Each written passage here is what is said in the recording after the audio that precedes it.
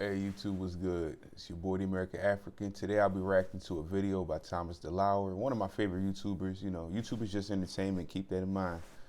It's called Prevent Overeating After Fasting. Here's how. Let's see what he has to say.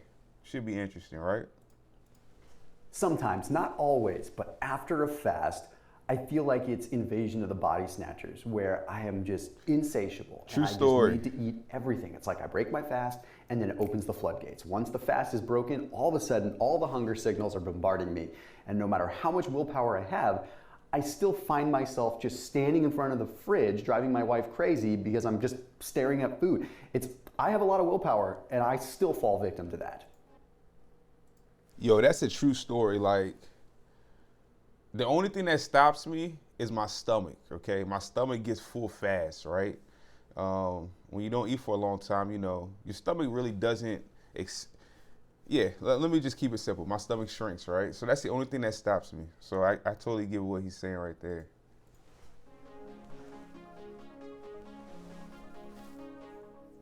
Through the last 6 or 7 years of research, I have figured out how to mitigate that overeating after fasting. And it comes down to one very simple thing. Now, really? I'm going to expand beyond this, kind of quintessential one simple thing. It should be interesting. Right? But the big thing is protein, protein, protein. You could probably turn this video off right now and at least get what you need. But I want to explain how to stage it properly. Because overeating after fasting, it's very easy to just erase all the hard work that you just went through. You see, it comes down to something called the protein leverage hypothesis, which I've talked about in other videos. The protein leverage hypothesis states that because we do not have an active way of storing protein, we will eat until our protein needs are met. Okay, so think about it like this. We have the ability to store carbohydrates as muscle and liver glycogen. So if we overeat carbs, it might go to fat, but it also stores as carbs, right? Stores. Okay. And then fat, if we overeat fat, well, we store that. But if we overeat protein, it kind of recycles into different things. We don't store it, right? Okay. So that means that we are going to preferentially, we're going to prioritize protein. Our mind is going to make sure that we get enough protein. So in a normal situation, when you're not fasting, you're going to generally remain kind of hungry until your protein needs are met because it's a survival thing. Your body needs protein to make hormones, to make everything, right? But when we're fasting, consider this. Well, you haven't been eating. So of course your protein needs are not met. Now, during your fast, it doesn't really matter because you have all kinds of protective components that are preserving muscle and preserving nutrients the best that it can. That's the idea of fasting. You go into a very efficient form, right? And your body is happily running on fats. So it's not exactly craving protein, for lack of a better term. But once a single calorie hits your tongue, you're in a whole different world. It's very I don't know about a single calorie. What happens in the fasting world is way different than what happens in the fed world. So the second that something hits your mouth or hits your stomach, all of a sudden the tide has turned and your body says, it's eating time, so it shifts gears into protein prioritization. Okay, well here's the thing. So if you've been fasting, your protein needs aren't met. And then you break your fast and all of a sudden your body is saying protein, protein, protein, protein, but you don't necessarily know that. You don't consciously know that your body's craving protein. It just upregulates a hunger signal. So you could eat 5,000 calories of fat and carbs and you would probably still feel hungry because your body is in serious protein demand. So there's some truth to that. There's definitely some truth to that. Because when I eat carbs and fat, it's like it does nothing, you know? But definitely when I eat meat, something, there has to be some truth to that. There has to be some truth to that. I don't know, but there has to be some truth to that. You beat it to the punch. So the first thing that you do is you get a majority of your protein within the first few hours of fasting. Okay, now I always recommend that anyway. That's no surprise, right? I always recommend breaking your fast with lean, clean protein, like just lean chicken, lean fish, lean turkey, lean poultry, something like that. Or generally, like if I'm on the go, I'll use like a lean protein shake. Usually not whey because it causes an insulin spike, but I'll use like a pea or hemp blend. In fact, the one that I use down below is called Sun Warrior Warrior Blend. So I put a link down below. I'll do that. I'll have my protein right when I break my fast, okay? And then generally like 60, 90 minutes later, I will have more protein, okay? So we have to remember that since we need these proteins to ultimately satiate us, and we have to. You know, when I'm fasting, when I break my fast, that's what I usually do. I usually have a can of tuna, you know, with whatever else, and then I wait. I wait at least like 2 hours, 3 hours. I usually even take a nap. I wake up, and then I have another can. Or if it's salmon, same thing, you know. It's always fish, though, for some reason. For some reason, when I break my fast, I'm always craving fish, you know. So I'll usually break my fast, as you guys know, fish and avocado and some nuts. To look at what our general protein requirements are. Okay, we usually say that you meet the protein requirements at roughly like 0.7 to 0.8 grams per pound of body weight. It varies and it depends on your demand, how hard you worked out, et cetera, et cetera. But I'm a big believer in getting that protein demand met at least like 4 or 5 hours after your fast. Okay, so here's my situation. If I am breaking a fast, and this is a hypothetical scenario, if I'm breaking a fast at like 12 or 1 p.m. I have a lot of research you do on protein, by the way. If I consume my break fast meal by having some lean protein, I might get 30, 50 grams of protein maybe, right? Well, then my protein needs aren't met, so I still remain hungry. If I don't have more protein before I get home, well, then I run into a problem, because when I get home is when I lose it all. If I'm busy and I'm focused, even after breaking my fast, I can usually control my appetite because I'm focused. But when I get home, it's where it's no holds barred, right? It's like I've got everything at my disposal. My brain is mush, and that's where we make bad decisions, right? We are calorically deprived earlier in the day, and we have a natural need to fill that caloric void, but it's just so happening to happen at a terrible time when we're home and when our mind is weak because we're exhausted. So then we make poor choices, and we make those poor choices that are usually not protein choices. They're more fats and more carbs, and then we're just filling this bucket in one direction, but we're not filling the bucket that's actually going to satiate us. So my recommendation is to have at least 100 grams of protein, if you can, prior to even having your last bigger meal. Okay? You don't have to have 100 grams exactly, but like what I would recommend is maybe having 30 or 40 grams when you break your fast, somewhere in there, right? And then 60-ish, 90-ish minutes later, have another 40-ish grams. I think I have an idea. Way you're I don't know if it's going to work, but I think I have an idea to the overall place where you need to be, right? You're at least. I think, right, that on the days I break my fast, I'm going to have my servings of protein, right? And then I'm going to get out of my house, just get out. I'm going to go somewhere, man. Whether it's far or not, I don't know, but like maybe the movie theater or something. And I'm just gonna like keep myself active, and I'm gonna set an eating window where it's like, okay, I'm not eating after 6 p.m. That way, I get back home and I just go into the next day sort of shit. You know what I mean? Because man, refeed days, I be chilling. I be doing good in the beginning. I go to sleep. I wake up. Once that full feeling is gone, it's no holds bar. But luckily last time, my cravings weren't too bad.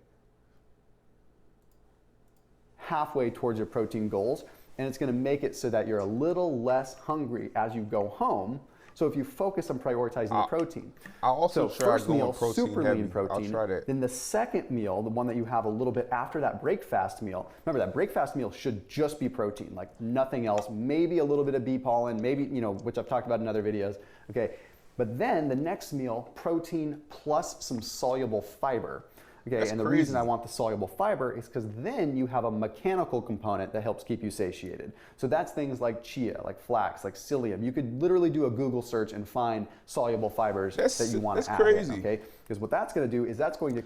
That's crazy because I have psyllium on deck. Like when I'm eating regularly, I take psyllium in every day because I believe in fiber. I've learned so much about fiber, but I've never thought about maybe instead of nuts, I'll take in psyllium because I'm always scared to take in fiber intentionally on break fast days because I just feel like my stomach isn't ready for fiber.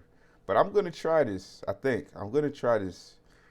Should be interesting, man. But if I end up having diarrhea, I'm going to be pissed.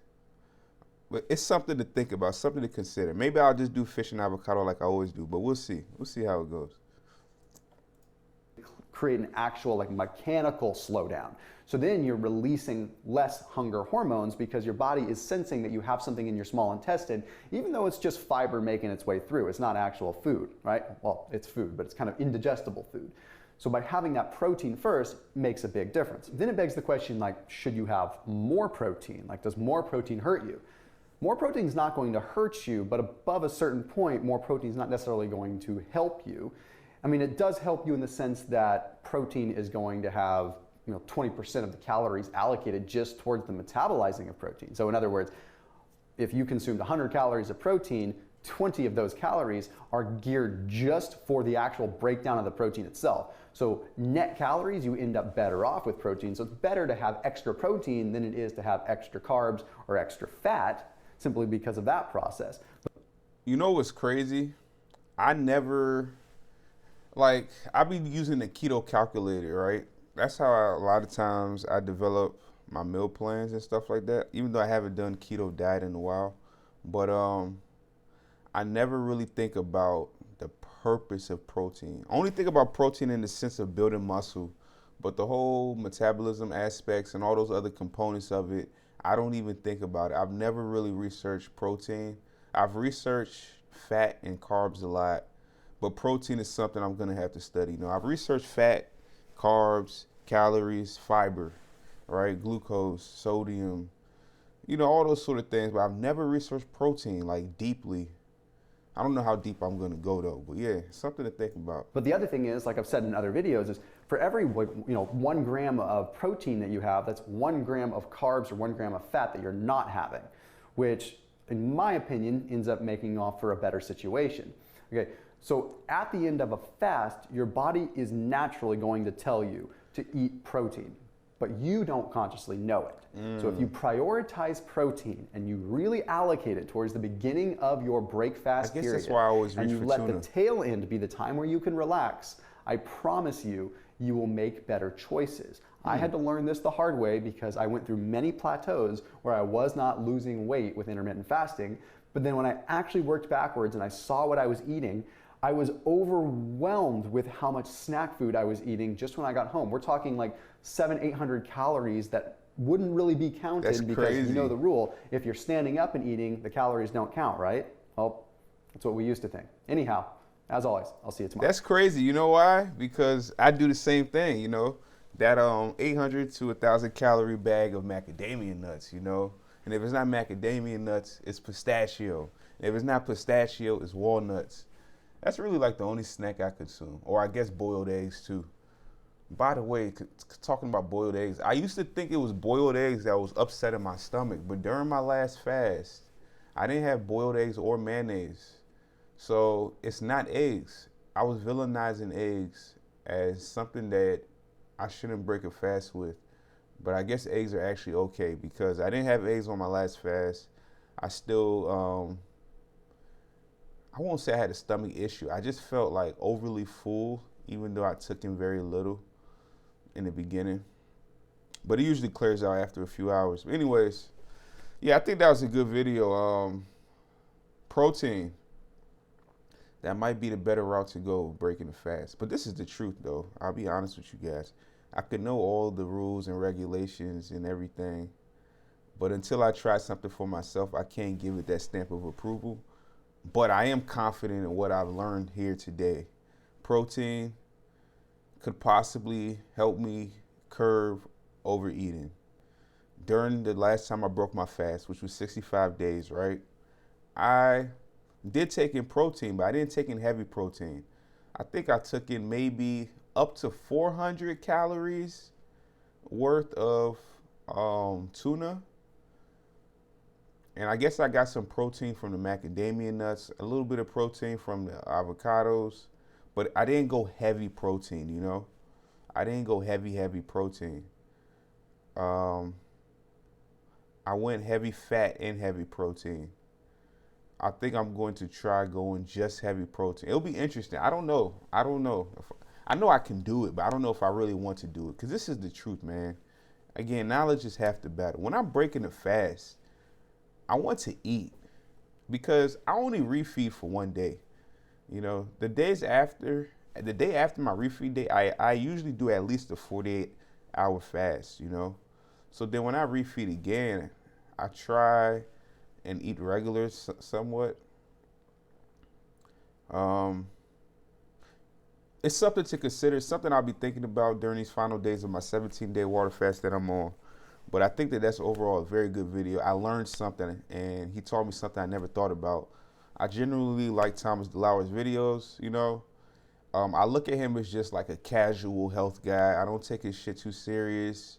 I don't take anyone's stuff too serious. I don't care if they have a doctor title or whoever they say they are. At the end of the day, I know my body best, and I have to try things before I say they work or not, right?